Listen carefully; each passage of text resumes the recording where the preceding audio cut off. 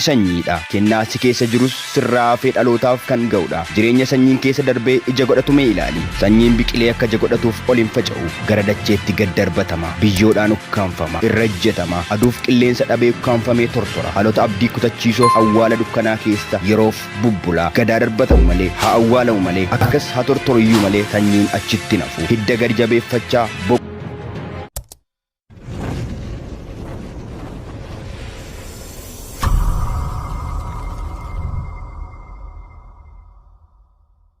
Tala kanatti allatti keessa jirtu miira kee kan jeequ ta'uu mala. Jireenya jetteetti amanuuf illee ulfaataa akkasuma kun du'a jettees yaaduuf bitaasitti galeera ta'a. Tirannaa imala jireenyaa dhaabdee of ilaaluu eegalta. Haalota si marsanii jiraniin of madaaluuf gatii kee akka malee xiqqeessuuf murteessita. Bakka kanaa yoomillee ol jedhee naman ta'u jettee ga'umsa of keessaa qabdu guusuuf amilee sammuu kee cabsuu yaadda. Ofitti amanamummaa kee madaala kufaa irratti darbatta. Qalbii kee abdii kutannaadhaan duumessita. Humna of buuftee jireenya gadaanaatti harka kennatta. Namummaa kee shakkuu ga'umsa kee maseensuu amala nyaara kee guduunfitee ofummaa kee balfita. Kan hundumaa kan sitti fide bakka amma jirtuuf jireenya amma jiraachaa jirtu ilaalteetta. Har'a keef borkee gidduu garaagarummaan tokkollee akka hin jirretti murtoo gooteetta. Jireenyi garuu har'a qofaa miti. Jireenya haala amma keessa jirtu qofaanis hin daangeffamu. Jireenyi mala daandii dheeraadha. Hundumtuu al takkaa mijachuu dhiisuu danda'a. Wanti har'a faca'ee har'a biqilu hin jiru. Sadarkaa keessa darbamuu qabutu jira. Waaqni uumaan kee kennaa addaa waliin si uume. Ati sanyiidha. Kennaa si keessa jirus sirraa fi dhalootaaf kan ga'udha. Jireenya sanyiin keessa darbee ija godhatu mee ilaali. Sanyiin biqilee akka ija godhatuuf ol hin faca'u.